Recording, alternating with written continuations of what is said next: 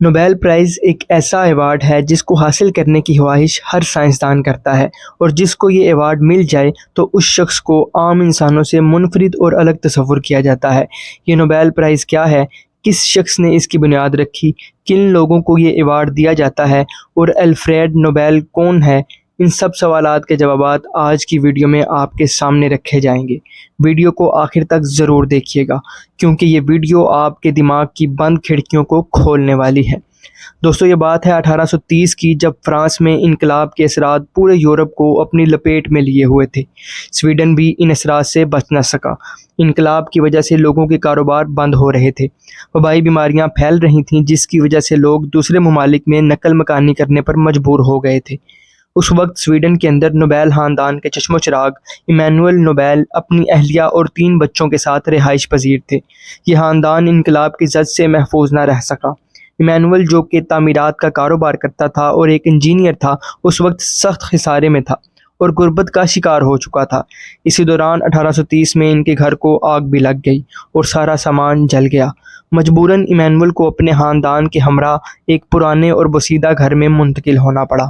گھر جلنے کے ساتھ ساتھ ایک اور صدمہ جو کہ ایمانوئل اور اس کی اہلیہ نے برداشت کیا، وہ تھا ان کے ایک بچے کی موت۔ اس صدمے نے دونوں کو کافی متاثر کیا۔ اس قدر برے حالات میں 21 اکتوبر 1833 کو ایمانوئل اور اینڈریٹ کے گھر الفریڈ برنارڈ کی پیدائش ہوئی، جس کو آنے والے وقتوں میں تاریخ الفریڈ نوبیل کے طور پر جاننے والی تھی۔ الفریڈ بچپن میں کافی کمزور تھا اور اکثر بیمار رہا کرتا تھا۔ الفریڈ دوسرے بچوں سے مختلف اور ممتاز تھا۔ الفریڈ نے اپنے بچپن میں ایک طویل نظم لکھی جو کہ یہ بتاتی تھی کہ اس کا بچپن زیادہ اچھا نہیں گزرا اور وہ اس سے ناخوش تھا۔ اگر تعلیم کی بات کریں تو الفریڈ سینٹ جیکب اسکول، جو کہ اسٹاک ہوم میں تھا، اس میں 2 سال تک پڑھا۔ اس کے علاوہ یہ کسی یونیورسٹی یا کالج میں نہیں گیا۔ اپنے مالی حالات کی وجہ سے انہیں سویڈن کو چھوڑنا پڑا۔ اپنے کاروباری حالات کی وجہ سے الفریڈ کا باپ انہیں چھوڑ کر رشیا چلا گیا۔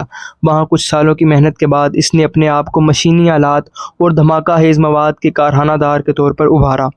حالات بہتر ہونے کے بعد اس نے 1942 میں اپنے خاندان کو اپنے پاس بلا لیا۔ جب حالات بہتر ہو گئے تو الفریڈ کے باپ نے اس کے اور اس کے بھائیوں کے لیے گھر پر ہی استاد مقرر کر دیے جو کہ روزانہ آتے اور ان کو پڑھاتے۔ اسی طرح انہوں نے اپنی ابتدائی تعلیم اپنے گھر سے ہی حاصل کی۔ الفریڈ چونکہ ذہین تھا، اس لیے وہ اپنے باپ کے ساتھ رہتا تھا۔ اس نے اپنے باپ سے بہت کچھ سیکھا جو کہ بعد میں اس کی عملی زندگی میں کافی کام آیا۔ الفریڈ کی ذہانت کو دیکھتے ہوئے اس کے والد نے اسے مختلف ممالک کے دوروں پر بھیجا۔ الفریڈ نے اسی دوران جرمنی، فرانس، اٹلی اور شمالی امریکہ کا سفر کیا۔ نوبیل کو شروع سے ہی کیمسٹری میں دلچسپی تھی۔ 1851 میں جب الفریڈ کی عمر 18 سال تھی تو یہ امریکہ پہنچا، جہاں اس کو سویڈش امریکن موجد جان ایرکسن کی صحبت کا شرف حاصل ہوا۔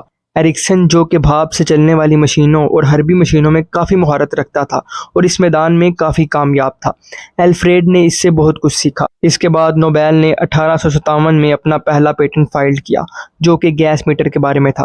اس کے بعد ایک اور پیٹنٹ 1863 میں شائع کیا جو کہ گن پاؤڈر بنانے کے طریقوں پر تھا۔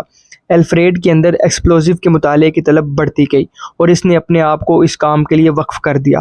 دوستو، الفریڈ کی زندگی کا ایک بڑا دلچسپ پہلو یہ ہے کہ اس نے شادی نہیں کی۔ اس کی بایوگرافی لکھنے والے لوگ بتاتے ہیں کہ اس کی 3 محبوبائیں رہیں، لیکن کسی کے ساتھ بھی اس کی شادی نہیں ہو پائی۔ 1905 میں نوبیل پیس پرائز جیتنے والی برتھا وون سٹنر کے بارے میں کہا جاتا ہے کہ وہ 1876 میں الفریڈ کی سیکرٹری تھی۔ اس کا ذکر الفریڈ کی محبوبہ کے طور پر کیا جاتا ہے، جس نے الفریڈ کو چھوڑ دیا تھا اپنے پرانے محبوب کے لیے، لیکن برتھا ساری زندگی الفریڈ کے ساتھ رابطے میں رہیں، اور کہا جاتا ہے کہ شاید اسی کے کہنے پر الفریڈ نے نوبیل پیس پرائز کو اپنی وصیت میں شامل کیا تھا۔ الفریڈ نوبیل نے نائٹرو گلائسرین کو بنانے میں دن رات ایک کر دیے۔ اسے کسی نے کہا تھا کہ وہ اس سے دور رہے، یہ خطرناک ہے۔ تب سے الفریڈ نے نائٹرو گلائسرین بنانے کے لیے کوششیں شروع کر دیں۔ 1864 میں سویڈن میں جب نائٹرو گلائسرین پر کام کیا جا رہا تھا تو اسی دوران ایک دھماکہ ہوا جس میں 5 لوگ مارے گئے، جن میں سے ایک الفریڈ کا چھوٹا بھائی تھا۔ اس کے بعد اس نے نائٹرو گلائسرین اے بی نامی ایک کمپنی ونٹر وائکن میں بنائی جو کہ سویڈن میں موجود ایک خلیج ہے۔ یہاں یہ روح پوش ہو کر کام کرتا رہا۔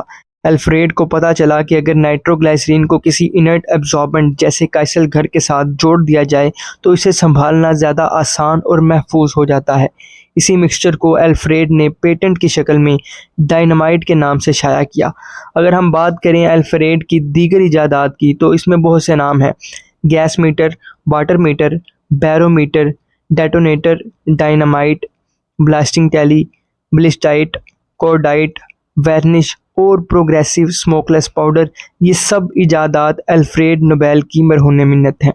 الفریڈ کے بھائی لڈوگ اور رابرٹ نے آئل کمپنی بنائی جس کا نام برنوبل تھا۔ یہ بنانے کے بعد وہ بہت امیر ہو گئے۔ الفریڈ نے بھی اسی کمپنی میں انویسٹمنٹ کی اور اچھی خاصی دولت بنائی اپنی ایجادات کی بنا پر، اور اس کمپنی کی بدولت الفریڈ بہت دولت مند ہو چکا تھا۔ اس نے اوروں کی طرح دولت کو عیاشی میں نہیں اڑایا، بلکہ اس نے اپنی زندگی میں ہی وصیت نامہ تیار کیا اور اسی کے مطابق الفریڈ کی دولت سے ایک ٹرسٹ قائم کیا گیا۔ یہ ادارہ پوری دنیا سے چن کر ان لوگوں کو انعامات سے نوازتا ہے جو انسانیت کی بھلائی کے لیے بہترین کارکردگی کر رہے ہیں۔ اسی انعام کو نوبل انعام کہتے ہیں۔ یہ اس لیے بنایا گیا تاکہ انسانیت کے لیے کام کرنے والوں کے اندر مزید جذبہ پیدا ہو۔ نوبل انعام فزکس، کیمسٹری، طب یا فعلیات، امن اور ادب کے موضوعات پر کام کرنے والوں کو دیا جاتا ہے۔ نوبل انعام پہلی بار 1901 میں دیا گیا تھا اور اس انعام کی رقم 15,000 برطانوی پاؤنڈز تھی۔ رقم کے ساتھ ساتھ سونے کا تمغہ اور سند بھی دی جاتی۔ اپنی عمر کے آخری حصے میں الفریڈ کافی بیمار رہنے لگا تھا۔ 1895 میں اس نے اپنی ساری دولت ٹرسٹ کے نام کر دی اور 10 دسمبر 1896 کو ایک سٹروک کی وجہ سے الفریڈ پیرالائز ہو گیا اور کچھ ہی دیر بعد ہمیشہ کے لیے خاموش ہو گیا۔ الفریڈ نوبل کو اسٹاک ہوم میں ہی دفن کیا گیا۔ ہر سال الفریڈ کی تاریخ وفات پر، جو کہ 10 دسمبر ہے، ایک تقریب منعقد کی جاتی ہے جس تقریب میں دنیا کے 5 عظیم لوگوں کو نوبل انعام سے نوازا جاتا ہے، اور یہ سلسلہ ابھی بھی جاری ہے اور آنے والے وقتوں میں بھی جاری رہے گا۔